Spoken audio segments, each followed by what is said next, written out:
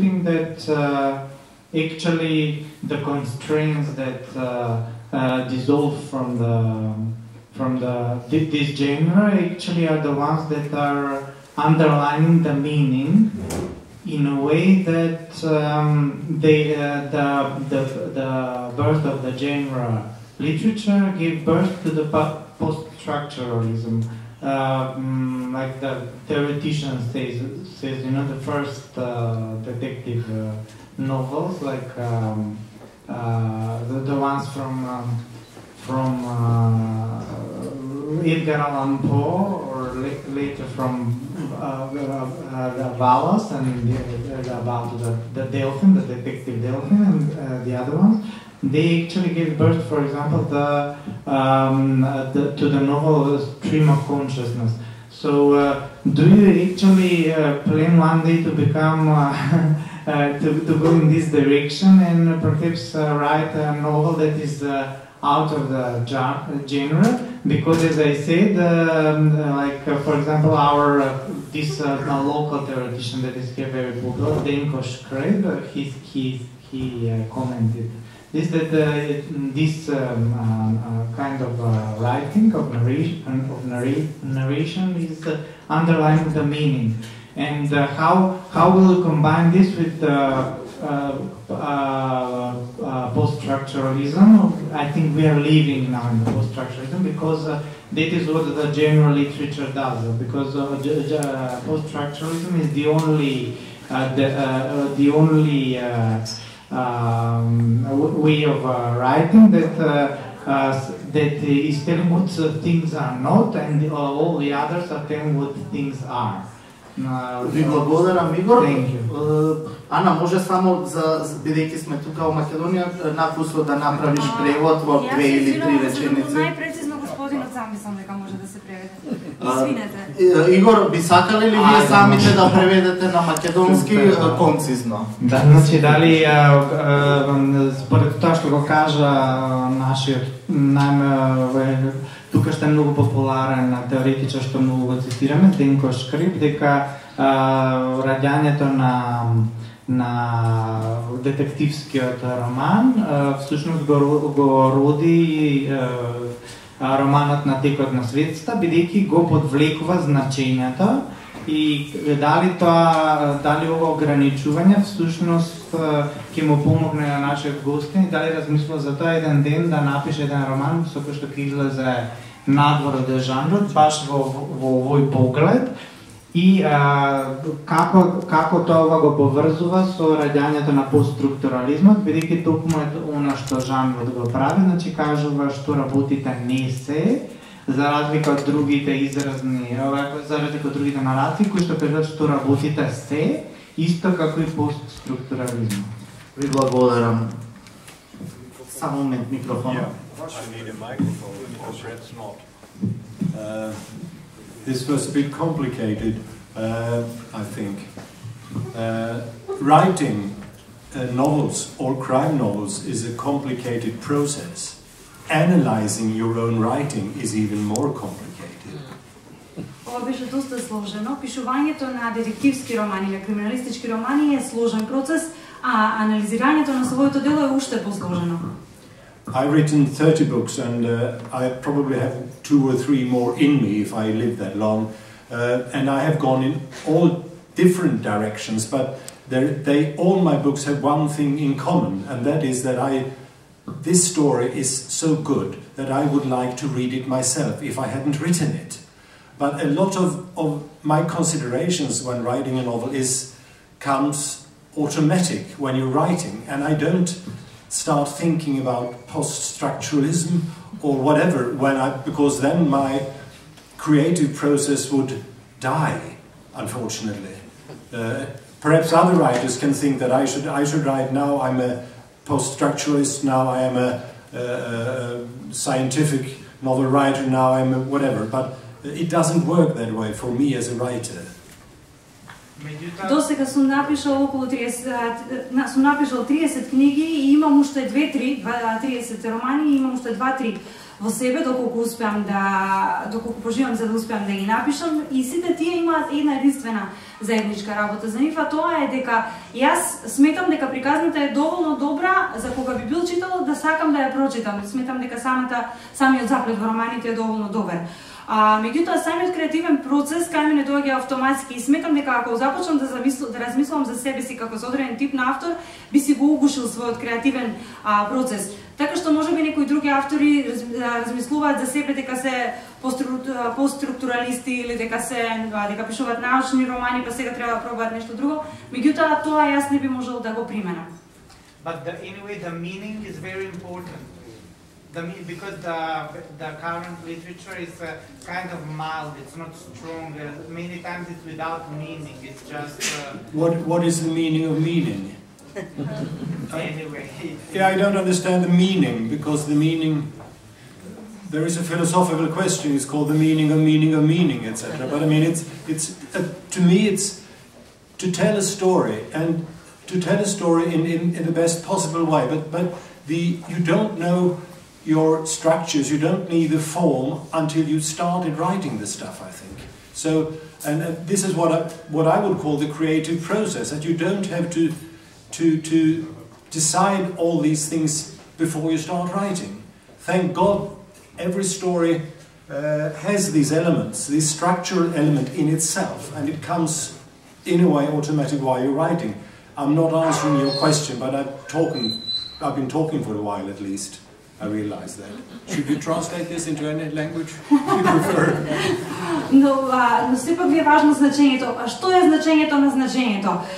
Значи, јас сметам дека приказната, мојата цел е да ја раскажам приказната на најдобар можен начин. Не ги определувам претходно формата и начинот на кој што структурата на кој што ќе го направам тоа. Според мене тоа е креативен процес и сметам дека не треба однапред да биде определено по кој пат ќе се движам. Ви благодарам. Дали може би некој друг од публиката има свое прашање?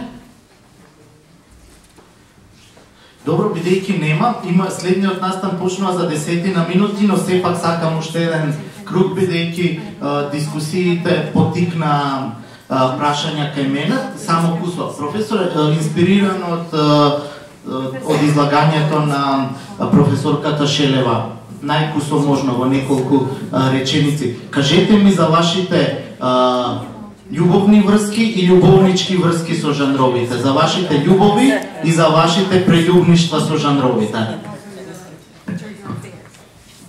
Добро.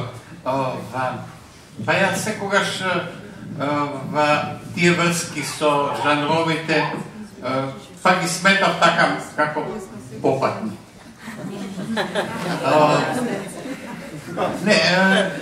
Навистина ме интересираше одделниот жанр како еден вид игра. И тоа е една игра така која што има многу, во која однапред знаете дека ќе имате многу негативни поени пред да ја почнете. Знаете што? Јас мислам дека да се допирот со жанр е всушност опит да се напише оригинално дело наспроти на сите правила и модели кои се извонредно ограничувачки и извонредно отежнувачки за писателот. Навиду жанровските модели ви даваат слобода, ви даваат некаква поттик за послободно пишување, но не, тие всушност извонредно многу ограничуваат. Можете да употребите еден жанр само ако го почитувате. Ако му ги почитувате правилата, инаку не правите ништо. А секој од овие жанрови, особено криминалистичкиот роман, има извонредно тешки правила кои се поставуваат кога ќе почнете да го решавате делото, и тоа е Јас не сум се осмелил да пристапам на вистина кон детективскиот роман, затоа што секогаш сум се восхитувал само пред она што го прават мајсторите на жанрот. Да речеме, искрено речено, јас мислам дека, да речеме, Агата Кристи, едно име вака, веќе премногу познато, е еден сјаен мајстор за заплетот. Сметам дека огромен број на наши писатели, познати, не би успеале тоа да го направат, да го совладаат. Тоа е нешто што ми се чини ги надвинува можностите на еден обичен писател на сериозната литература. Ви благодарам. Калина, како можеме да согледаме прашањето и феноменот на жанрот со прашањето на книжевните моди? Книжевните моди постојат, сега бидејќи ужасно многу се забрзува времето и има ужасно голема читателска продукција, траат по 15, по 20 години, се заменува некоја друга мода, тие од една страна се жанровски, нели, детерминирани, па имавме интензивна популарност во изминатите 15 на 20 години, едно време на така наречената историска метафикција, таа веќе го губи својот зид, се појавуваат некои други моди. Како го гледаш прашањето на книжевните жанрови од гледна точка на модата во литературата? Да, ќе се обидам да го одговорам ова прашање низ една, сега што се сетиве и ме подсетивте во текот на дискусијата, значи еден постулат кој што го кажува Дарко Сувин, тој е еден теоретичар на научно-фантастичниот жанр што потекнува од овие простори и еден од најпознатите теоретичари на научно-фантастичниот жанр. И тој го да речеме, го дефинира овој жанр како когнитивно очудување, односно еден систем на норми, кога ќе се сретне со еден сосема поинаков систем на норми, тогаш тоа прави ние да размислиме за нашиот свет, односно за оние работи кои што ги земаме здраво за готово како вообичаено. Значи тоа е кога, да речеме, еден земјанин ќе се судри со вонземен свет или обратно, нели некој вонземјанин ќе дојде на земјата. Значи два различни светови прават ние да оцениме и да сватиме како всушност во нашиот свет функционираат работите, значи кога ќе ги погледнеме од другата перспектива. Проблем на првиот контакт. Да, судир на светови проблем на првиот контакт, така. Сега во таа смисла, значи според оваа дефиниција, тој ги вклучува само оние книги кои што ги смета за добри, значи во контекст на ова со модата. Без оглед кој жанр е во мода, да речеме, тој не прави разлика во кој домен, во кој жанр е одредена книга за да биде добра. Да речеме, тој ги смета Замјатин, Джонатан Свифт, Джек Лондон како добри писатели на научна фантастика, додека многу од оние писатели кои што веројатно се модерни, да речеме, не би ги вклучил во оваа група, токму поради тоа што го нема тој момент на некое когнитивно очудување. Значи, без оглед кој роман е, да речеме, или кој жанр е во мода, дека има одредени параметри или критериуми според кои што може да се процени дали едно дело е добро или не, значи сосема се релативизира тоа кон кој жанр припаѓа. И ќе дадам уште еден пример кој што на книга која што неодамна ја читав, тоа е на Урсула Ле Гуин, романот The Dispossessed на англиски, што би било нешто како ослободени, се мисли ослободени од приватна собственост. Тука се две планети, од кои што едната има некој идеално општество, кој што, да речеме, наликува на некој идеално социјалистичко, например, општество, другата планета е слична на нашата и тие доаѓаат во судир.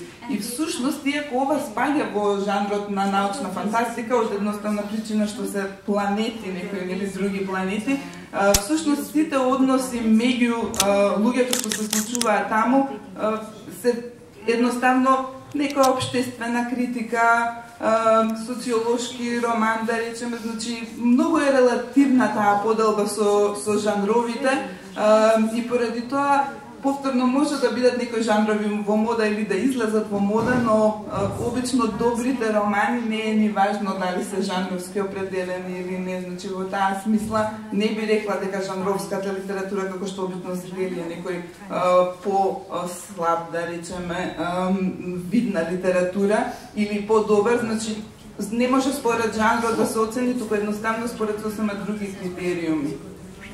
Да, паралелата со научно-фантастичниот роман или литература е многу јасна, бидејќи научно-фантастичниот жанр практично плаче за да биде политички жанр, или најидеално е кога е практично политички жанр. Професорке Кусов, имаше еден став за постмодернистички, за истрошеноста на литературата на криза. Како може да го поврзете оваа концепција со прашањето на книжевните жанрови и на постојаната потреба за уметноста по барање за нови слободи, нови простори, одење на територии на кои што никогаш претходно не бил, бидејќи тоа е иманентно со чинот на уметничката креација и на литературата, да се создава нешто што никогаш претходно не било создадено. Да, ова што го кажа е не исклучиво дел од таа постмодерна поетика, естетика и парадигма на која и припаѓа примарно, туку е еден ми се чини суштински проблем на абење. Јас се извинувам што ги користам овие архаизми и турцизми, ама мислам дека имаат посочна една димензија во себе. Абење, трошење, старење, временитост, ветвење на материјалот книжевен, односно поставките што се користат. И токму затоа е легитимно ова вкрстување на жаровите, односно и пренесување на самиот поем на жара на нешто што е надвор и од сферата, например, на литературата.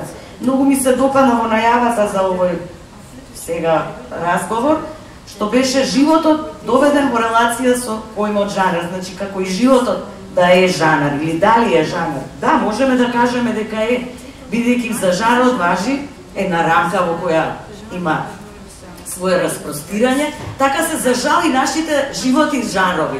Ние сме во еден жанр, сакате да го наречам балкански, сакате да го наречам транзицијски, сакате да го наречам глобализиран или што ќе биде допрва сомлен во тоа, сакате да го наречам родов, односно фрлен во род, машки, женски, на таа тема. Дури можам да ви признам, осмислив еден курс за докторски студии, кој се вика род и жанр, ама тргнав од етимологијата.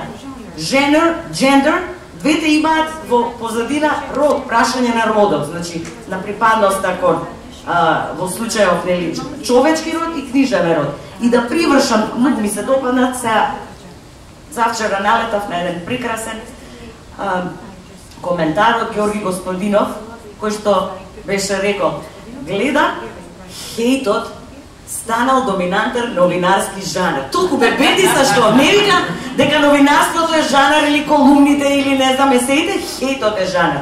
Јас би сакала да кажам хејтот апсолутно и во Македонија, па да речем и на светски план, ама уште повеќе од хејтот цинизмот. Значи сите сакаме да се подсмеваме, да се чувствуваме над нештата, да се потврдиме дека сме блазирани. Значи немаме веќе сме изгубиле желба да се радуваме искрено, исконски, чисто. Па макар тоа значило нели и наивно и како да речам искрено.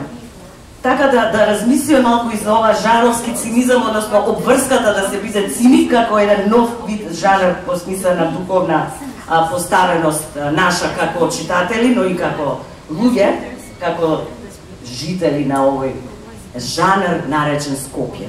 Или на овој простор тука кој што се вика кинокултура, меѓутоа сега веќе гледаме станува друг тип на... Малце по-нормален е овој жанр кинокултура од жанрот Скопје се надевам.